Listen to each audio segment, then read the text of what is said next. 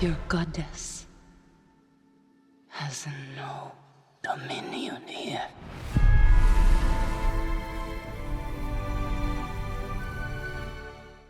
Finally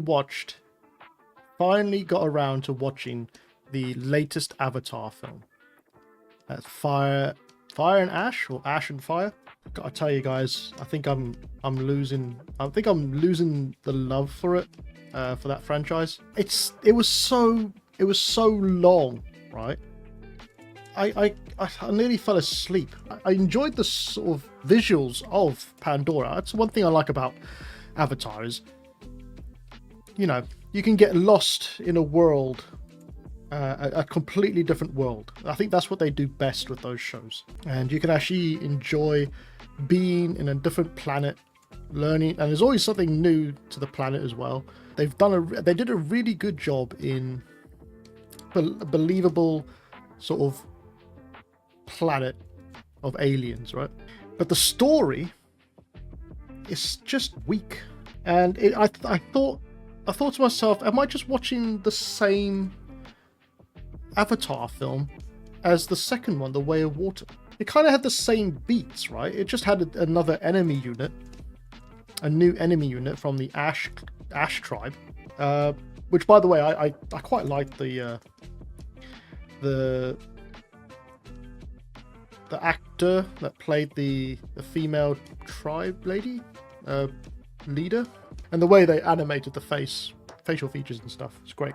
Yeah, like I said, very weak source sort of story. It's all the same thing. It's all the same written story as the first and second, especially the second. I mean, I think the first one had a better story than the third one. They've now made it so that humans can breathe in the atmosphere. So we're now able to conquer their planet and destroy their habitat, basically. Good old colonialism. I think they got the Navajo. Was it Navajo? Is it Navajo? Navajo? I don't know. Whatever. I'm not insulting. They're not real. One of the things that I sort of saw when I was watching the Ash and Fire version is whenever there's a chase scene or a fight scene, it kind of looks a little janky, you know? Like the movements, it looks like there's no motion blur, or there's no, it really looks a bit,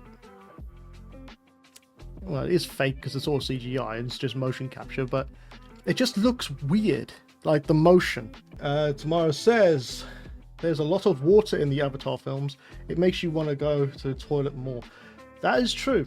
Yeah, that could be it. Not as much water in the first film, but definitely in the second and third. You know what I really hate about the third film? It went nowhere. All right, it literally went nowhere.